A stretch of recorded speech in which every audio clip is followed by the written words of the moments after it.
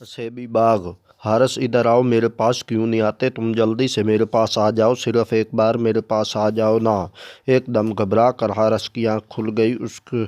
उस वक्त रात के 2 बज रहे थे। ये कैसा ख्वाब है? मैं तो एकदम डर ही गया। हारस मुंह ही मुंह में बुड़बुड़ाया और पानी पीकर फिर सोने के लिए लेट गया। उसने सुबह उठने के बाद किसी से भी इस ख्वाब का जिक्र नहीं किया, क्योंकि उस ख्वाब में कोई नज़र नहीं आया था, सिर्फ आवाज़ सुनाई दी थी। उसने कहा और स्कूल चला गया। वापस आया तो उसे लगा कि उसके साथ साथ कोई और भी चल रहा था, लेकिन जब उसने अपने दाएं बाएं देखा तो कोई भी नहीं था। उसने उसे अपना वहम समझा और सर झटक कर आगे चल दिया। जिस दिन हारिस को गांव के गवर्नमेंट स्कूल में दाखिल किया गया, उस दिन से उसकी बदकिस्मती का आगाज़ हुआ। स्कूल गांव से बाहर वीरान जगह पर था। वो बहुत वीरान और उजड़ी सी जगह थी। वो स्कूल अंग्रेज़ों के ज़माने का बना हुआ था। स्कूल के एक तरफ क्लासें बनी हुई थी और दूसरी साइड पर एक बाग मौजूद था। पहले ये बाग बहुत खूबसूरत हुआ करता था और अब गुज़रते वक्त के साथ साथ मुनासिब देखभाल न होने की वजह से वीरान और उजड़ा हुआ दिखाई देता था। अब उस जगह से रात के वक्त अक्सर चीखों की आवाज़ सुनाई देती और अजीब अजीब सी डरावनी आवाज़ें आती, और कभी किसी लड़की के रोने की आवाज़ आती और कभी कभी तो धुआं भी उठता हुआ दिखाई देता। आहिस्ता आहिस्ता इस स्कूल के ख़िलाफ़ काफ़ी खौफनाक बातें फैल गईं। इस वजह से लोगों ने अपने बच्चों को स्कूल से हटा लिया। फिर स्कूल के उसातिज़ा ने बाग के गिर्द बाड़ लगवा दी कि आइंदा बाग में कोई न जाए, और बच्चों को भी ताकीद कि आइंदा कभी कोई इधर का रुख न करे। हारिस आओ ना, तुम आते क्यों नहीं? हारिस अब जाओ, तुम आते क्यों नहीं? इस रात भी हारिस को रात के 2 बजे ही ख्वाब नज़र आया, मगर इस मर्तबा आवाज़ के साथ कुछ जानी पहचानी सी जगह भी थी। जब हारिस की आँख खुली तो उसे एक डरावनी और खौफनाक चीख सुनाई दी। एकदम डर कर हारिस ने चीख मारी तो चीख की आवाज़ से उसके मम्मी, पापा और भाई भी उठ गए। हारिस बहुत डर गया था। जल्दी से फैज़ान पानी लाया। हारिस ने पानी पिया और मम्मी के साथ लिपट कर रोने लगा। हारिस बहुत बड़ा नहीं था, 5वीं क्लास का तालिब इल्म था। वो स्कूल में 5वीं तक ही था। हारिस को उसके मम्मी पापा ने स्कूल से दूसरे बच्चों की तरह नहीं हटाया था, क्योंकि वो सोचते थे कि ये उसका आखिरी साल है, फिर कहीं और दाखिल करवा देंगे। अब इम्तिहानात भी करीब है, लेकिन हारिस का स्कूल का वो साल ज़िंदगी का आखिरी साल बन गया। पापा ने बहुत डरावना ख्वाब देखा। मेरे स्कूल का वो बाग जो देखने में ही इतना डरावना है, मुझे ख्वाब में वो बाग दिखाई दिया और वहाँ एक लड़का है जो मुझे पुकारता है और नज़र नहीं आता। परसों मुझे सिर्फ आवाज़ सुनाई दी थी ख्वाब में। हारिस इधर आ जाओ मेरे पास, तुम आते क्यों नहीं? आओ ना, तुम आते क्यों नहीं? और आज रात भी वही आवाज़ आई, मगर उसके साथ ही बाघ भी कुछ दिखाई दिया। पापा, मैंने इस स्कूल में नहीं जाना। हारिस ने रोते हुए अपने पापा से कहा, बेटा बस तुम्हारे इम्तिहानात हो जाए, फिर तुम्हें किसी और अच्छे से स्कूल में दाखिल करवा देंगे। अब तुम आराम से सो जाओ, कुछ नहीं होता। नहीं पापा, मैं इस स्कूल में इम्तिहानात नहीं दूंगा। हारिस ने फिर से कहा, अच्छा बेटा, अब आप सो जाओ, बहुत रात हो गई है मेरा प्यारा बेटा, चलो जल्दी से सो जाओ, गुड नाइट।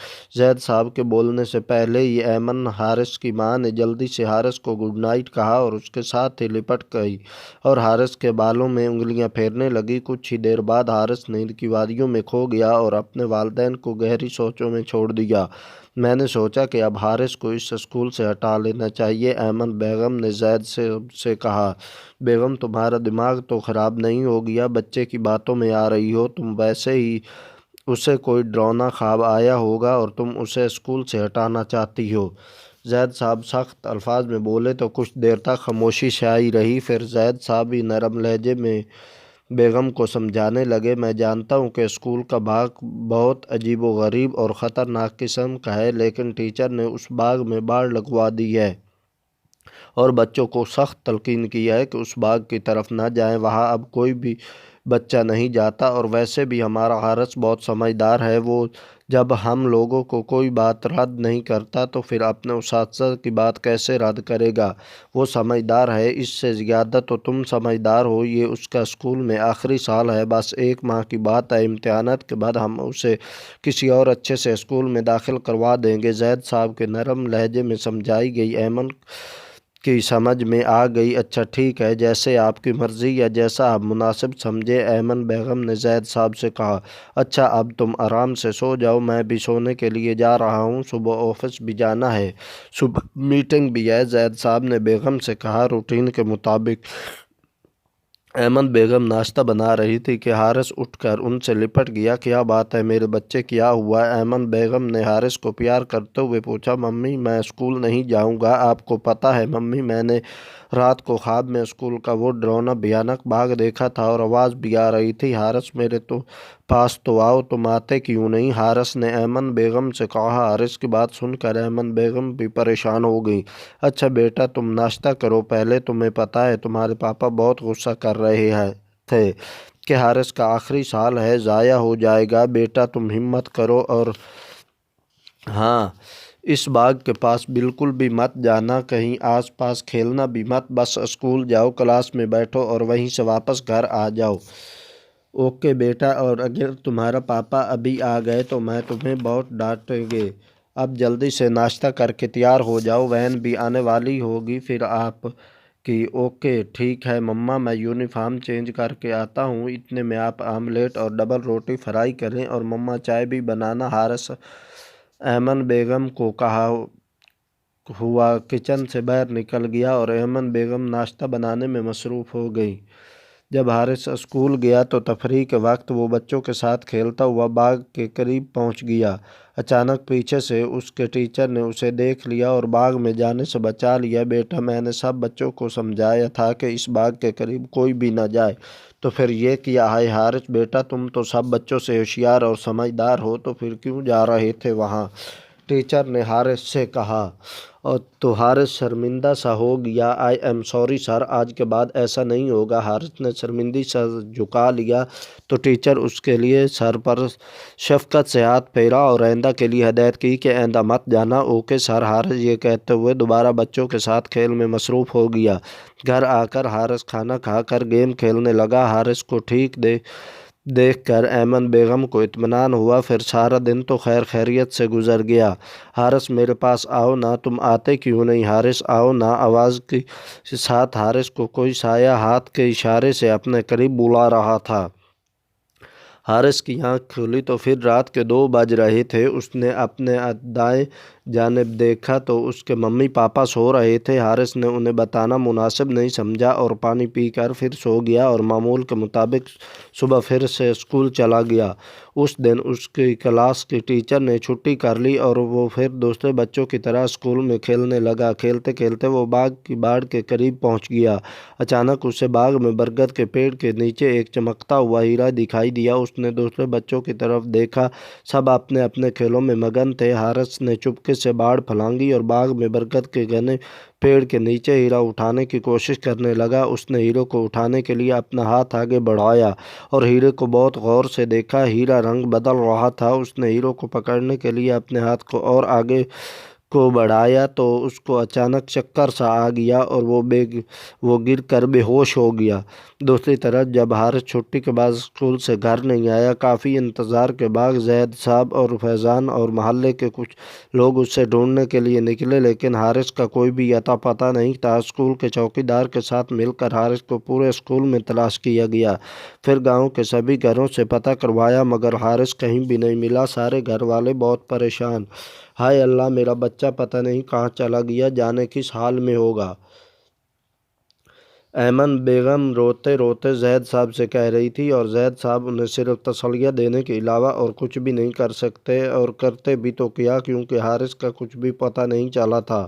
سارے رشتہ داروں کے گھر بھی پتہ کروایا مگر حارث وہاں بھی نہیں تھا۔ زید صاحب آپ تنویر کے گھر پر بھی پتہ کروائے، کیا پتہ وہ اس کی گاڑی میں کہیں چلا گیا ہو۔ تنویر جو کہ زید کی صاحب کا خالہ زاد اور ان لوگوں کے گھر میں بہت آتا جاتا تھا، حارث کے ساتھ اس کا دوستانہ بھی تھا۔ تنویر جو کہ بس ڈرائیور تھا، وہ بھی ہنسی خوشی حارث کو اپنے ساتھ لے جاتا تھا اور خوب سیر کرواتا تھا، لیکن جب فیضان نے تنویر کے گھر سے ناکام لوٹا تو گھر میں ایک کوہرام مچ گیا۔ ایمن بیگم کا تو رو رو کر بہت برا حال ہوا۔ لوگ انہیں تسلیاں دیتے نہیں تھکتے تھے۔ جب حارث کے بارے میں کہیں سے بھی معلوم मालूम न हो सका तो गाँव वालों ने अचानक मशवरा दिया कि हारिस को स्कूल के मुल्हका बाग में भी देखना चाहिए। सब लोगों ने इस बात से इत्तफाक किया और कई लोग उधर उस वीरान बाग की तरफ गए। बाग में सब ने इधर उधर हारिस को तलाश किया। फिर अचानक बरगद के पेड़ के नीचे हारिस को बेहोश हालत में पाया। जैद साहब उसे लेकर घर आ गए। हारिस को देखकर सब की जान में जान आई और ऐमन बेगम तो जैसे फिर से जी उठी। लेकिन सबको बहुत हैरत हो रही थी, हारिस बाग में गया ही क्यों? वो सब जानना चाह रहे थे कि वो क्यों गया, आखिर ऐसी क्या वजह थी और वो बेहोश क्यों हुआ था। बाग में जाने से उसे सब ने मना किया था, फिर वो वहाँ क्यों गया? हारिस ने आहिस्ता आहिस्ता होश आने लगा। कुछ देर में वो मुकम्मल होश में आ चुका था और होश में आने के बाद भी वो तसल्ली बख्श कोई जवाब न दे सका और हैरत से फटी फटी आंखों से सबको देखने लगा। फिर उसके हाथ पांव मुड़ गए और वो सबको घूरने लगा। जल्दी से जैद साहब गांव की मस्जिद के इमाम साहब को बुला लाए। इमाम साहब ने जैद साहब की हारिस साहब की हालत देखी तो कहने लगा, इस बच्चे पर असेब का साया हो गया है। इसके बाद इमाम साहब ने आयात कुरान पढ़कर हारिस पर दम किया तो हारिस की हालत सुधरने लगी और फिर उसकी हालत बहुत बेहतर हो गई और वो फिर से पहले जैसा हो गया। मगर कभी कभी उसे दौरा पड़ जाता, वो अपना दीवार से टकराने लगता और अजीब गरीब सी आवाज़ें निकालने लगता। फिर भी पहले से बेहतर था। उसके घर वाले ये गनीमत समझते कि हमारा हारिस बच गया है और पहले से बेहतर है। उस दिन के बाद जैद साहब और ऐमन बेगम ने उसे कभी स्कूल नहीं जाने दिया। वो घर में ही उसकी देखभाल करते थे और उसको ज़्यादा टाइम देते थे और हारिस भी बहुत खुश था। लेकिन अब हारिस बहुत ज़्यादा ज़िद्दी हो गया था। बात बात पर ज़िद करना उसकी आदत हो गई थी। एक दिन गली के बच्चे उसके घर खेलने आए तो उस एक बच्चे के पास एक बहुत ही खूबसूरत गेंद थी। हारिस ज़िद करने लगा कि मुझे ये गेंद लेनी है, मगर वो बच्चा भी बहुत ज़िद्दी था। उसने हारिस को गेंद नहीं दी। जैद साहब ने भी उस बच्चे को कहा कि गेंद के पैसे ले लो और गेंद हारिस को दे दो, मगर वो नहीं माना। हारिस ने झपट कर ज़बरदस्ती उस बच्चे से गेंद ली तो बच्चे ने हारिस को एक थप्पड़ मारा तो हारिस को फिर से दौड़ा पड़ गया और वो दीवार से ज़ोर ज़ोर से सर मारने लगा और उसकी सांस भी रुक रुक कर आने लगी। सारे बच्चे जो हारिस के घर खेलने के लिए आए थे सब डर कर भाग गए और जैद साहब भी घबरा कर और परेशानी में जल्दी से इमाम साहब को बुलाने के लिए चले गए। इतने में हारिस ने सारा घर सर पर उठा लिया, तमाम चीज़ें उठा उठा कर फेंकने लगा। फैज़ान और ईमान उसे समझाने की नाकाम कोशिश करते रहे। इतनी देर में जैद और इमाम साहब के हमरा घर में दाखिल हुए और फिर इमाम साहब ने कुरानी आयत पढ़कर दम किया तो पुरसकून होता चला गया। बाद में जब हारिस बिल्कुल ठीक हो गया तो उसने उस वाक़े के मुतल्लिक़ पूछा गया तो उसने यही कहा कि मुझे कुछ मालूम नहीं, पता नहीं क्या हुआ, मुझे इस बारे में कुछ इल्म नहीं। हारिस को कई आमलों के पास ले जाया गया मगर उसे मुकम्मल आराम नहीं आया। फिर यकायक उसकी तबीयत में ठहराव आता गया, मगर वो खामोश तूफ़ान का पेश खैमा साबित हुई। कई दिन तक उसकी तबीयत बिल्कुल ठीक थी। फिर अचानक एक दिन तनवीर हारिस की खैरियत पूछने के लिए आया तो हारिस तनवीर के साथ खेलता रहा और फिर वापसी पर तनवीर के साथ जाने की ज़िद करने लगा। तनवीर ने मना किया कि मुझे किसी ज़रूरी काम से जाना है, मगर हारिस ने बहुत ज़िद की। तनवीर को बहुत ज़रूरी काम से जाना था। फिर हारिस अंदर रूम में गया तो तनवीर चुपके से निकल गया और तनवीर जब गाड़ी लेकर रोड पर आया तो उसने अचानक बस की छत से कोई चीज़ गिरते हुए देखी। वो समझा कि शायद कोई कपड़ा वगैरह गिरा है। तनवीर बस रोक कर जब उतरा तो ये देखकर साकत रह गया कि वो गिरने वाली कोई चीज़ कपड़ा नहीं बल्कि हारिस था। हारिस ज़मीन पर इस तरह से गिरा हुआ था कि जैसे सजदे में हो। हारिस की रूह उसके जिस्म का साथ छोड़ चुकी थी। जब तनवीर ने हारिस को अंदर जाते हुए देखा था तो ऐमन बेगम से कहा था कि भाभी मैं अब चलता हूँ। हारिस आ गया तो वो साथ जाने की ज़िद करेगा और मुझे किसी ज़रूरी काम से भी ज़रा जल्दी जाना है। तो दरवाज़े की ओर से हारिस ने तनवीर की बात सुन ली थी और तनवीर से आंख बचा कर जल्दी से वो बस की छत पर चढ़ गया था और अब हारिस सजदे की हालत में भी सड़क में पड़ा था और उसकी रूह परवाज़ कर गई थी। रोता बिलखता तनवीर जब हारिस की लाश लेकर उसके घर पहुंचा तो पूरे घर में एक कोहराम मच गया। गांव की हर फर्द की आंख अश्कबार थी। न जाने वो मासूम कितने सपने लेकर आंखों में इस दुनिया से चल बसा। इस वाक़े को महज हादसा ही समझा जाता था, मगर जब حارث کو دفنانے سے پہلے غسل دیا گیا تو ایک بہت بڑے پنجے کا نشان اس کی پیٹھ پر بھی موجود تھا، جو کہ وقت گزرنے کے ساتھ ساتھ نیلا ہو چکا تھا۔ کہا جاتا ہے کہ حارث کو یقیناً کسی اسیب نے مارا ہے جو اسے پہلے بھی ستا رہا تھا۔ اس حادثے کے بہت عرصہ تک ہر آنکھ اشک بار رہی اور اس معصوم حارث کی یاد لاتی رہی سب کو۔ اس واقعے کے بعد لوگوں نے اپنے بچوں کو اسکول سے ہٹا لیا۔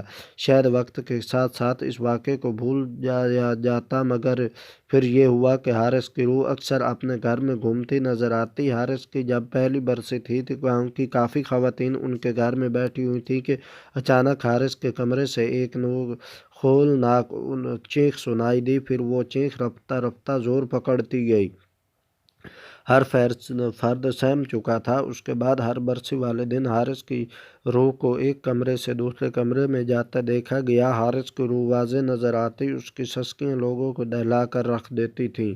ایک صبح جب فیضان اور زید صاحب گھر سے باہر نکلنے والے تھے تو ایمن بیگم روٹیاں پکا رہی تھی، تو سب نے حارث کی روح کو کمرے سے نکل کر ان کی طرف آتے دیکھا۔ ان کی سسکیاں ان کا سینہ چھلنی کرنے لگی۔ وہ کافی دیر تک سسکتا رہا، پھر حارث کی روح نے سب کو خدا حافظ کہا اور غائب ہو گئی، شاید پھر کبھی بھی نہ آنے کے لیے۔ آج حارث کو دنیا چھوڑے ہوئے کئی سال گزر گئے۔ ایمن بیگم اور زید صاحب بھی جب کبھی بھی اکیلے ہوتے تو حارث کو بہت زیادہ یاد کرتے اور خوب پچھتاتے کہ کاش ہم نے اسے پہلے ہی اس اسکول سے ہٹا لیا ہوتا تو آج یہ دن نہ دیکھنا پڑتا، مگر اب پچھتائے کیا حاصل۔